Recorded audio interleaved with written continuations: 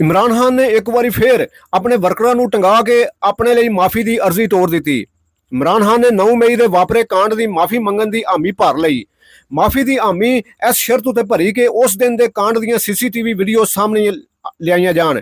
जे साबित होया कि मेरी जमात का एक भी बंदा इस कांड में शामिल सी ते मैं माफ़ी मंग लवांगा। रावलपिंडी की अडैला जेल में पत्रकारों नाल उचेची गल करदे होया इमरान खान ने आख्या कि DG ISPR ने कहा है 9 मई के कांड उत्ते माफ़ी के हवाले नाल असी अपने पक्ष विच कायम हाँ। इमरान खान ने कहा कि असी भी 9 मई नूं माफ़ नहीं करांगे। इमरान खान आंदे ने 9 मई का नुकसान सानू होया है, सानू इंसाफ चाहिए है। जे 9 मई कांड तो डरदा हुंदा ते जुडिशियल कमीशन की मंग ना करदा कि सिर्फ ISPR की इज्जत है ਅਤੇ एक जमात के प्रधान की कोई इज्जत नहीं। मेरे गवाह उत्ते मेरे कोलों माफ़ी मंगो ते मैं माफ़ भी तां करांगा जदों 9 मई के कांड दी CCTV वीडियो सामने लियाईयां जाण दियां। CCTV में साबित होया कि मेरी जमात का एक भी बंदा भन तरोड़ में शामिल है ते मैं उस बंदे नूं उस वेले पार्टी विचों कढ दियांगा ते माफ़ी मंग लांगा।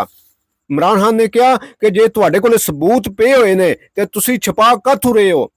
सबूत छुपाना जुर्म है अते पुरअमन रोस मुजाहरे करना साडा हक है। पत्रकारों ने सवाल किया कि 9 मई कांड में PTI के लोगों को वेख्या गया है। इस गल का जवाब देंदे होया इमरान खान आंदे ने मैं इस लई ते कहना वा CCTV फोटोआं कढो ते वेखो इन्हां विच कौन कौन लोग ने।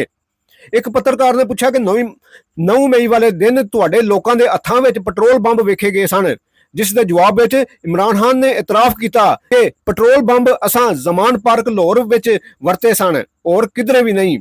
पत्रकार ने मुड़ पूछा इंज दियां वावा सारियां वीडियो मौजूद ने कि PTI रावलपिंडी दे कुछ मकामी अहुदेदार पेट्रोल बंब हसास इमारतां उत्ते सुट रहे ने। जवाब विच इमरान खान आंदे ने जे कोई तंजीमी अहुदेदार हसास इमारतां उत्ते पेट्रोल बंब सुट रहा है ते उस नूं कड़ी तो कड़ी सजा दी जाए। बांग्लादेश के शेख मुजीबुर रहमान बारे इमरान खान को सवाल पूछा गया कि तुसां ते हाली कुछ दिन पहला ही शेख मुजीबुर रहमान नूं हीरो करार दिता सी, पर बांग्लादेश की लोकाई ने शेख मुजीब के बुत तरोड़े अते पाकिस्तान के झंडे चुक के पाकिस्तान के हक विच नारे लाए कि शेख मुजीब हाली भी तुहाडे हीरो ने।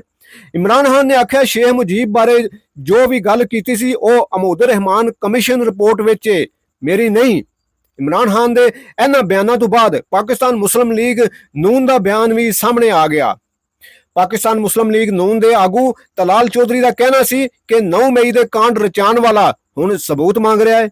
CCTV वीडियो में कोर कमांडर हाउस लाहौर के बाहर PTI के आगू वेखे जा सकते हैं।